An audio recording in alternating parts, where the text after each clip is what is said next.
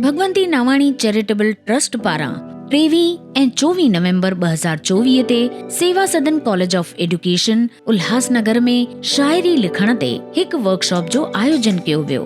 Workshop doctor Vinod आसूदाणीअ जे निगरानीअ में थियो, जेके हिकु मशहूर लेखक, शायर, तर्जुमो कंदड़, तालीमी माहिर ऐं साहित्य अकेडमी अवार्ड विनर आहिनि। वर्कशॉप जा चीफ गेस्ट हुआ डॉक्टर रेणुका शेवकाणी ऐं कन्वेनर हुआ डॉक्टर संध्या कुंदनाणी। हिन वर्कशॉप में 50 खां वधीक शायरी जे शौक़ीननि ऐं सिख्या हासिल कंदड़नि दिलचस्पीअ सां शिरकत कई।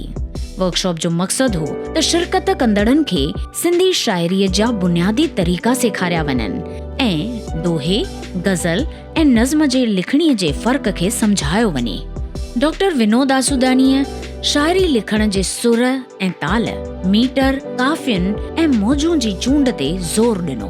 हीउ हिकु नॉलेजेबल ऐं इंटरैक्टिव सेशन साबित थियो। डॉक्टर आसूदाणीअ जे सिंधी सकाफ़त ऐं ॿोलीअ बाबति जुनूनी वीचारनि हिन वर्कशॉप खे वधीक दिलचस्प बणाए छॾियो। वर्कशॉप जे आख़िरी ॾींहं ते सभिनी शाइरनि खे डॉक्टर विनोद जी मौजूदगीअ में पंहिंजी शायरियूं पेश करण जो मौक़ो मिलियो।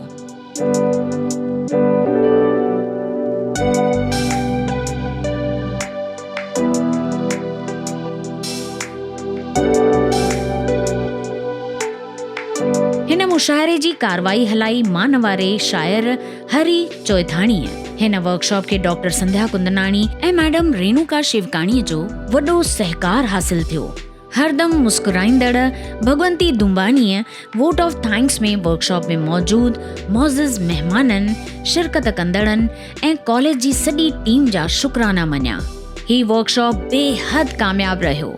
सिंधी ॿोली ऐं सकाफ़त खे ज़िंदह रखण लाइ कोशिशूं कंदड़ शोभा माली चंदनाणीअ खे दिल जे गहराइयुनि सां मुबारकूं।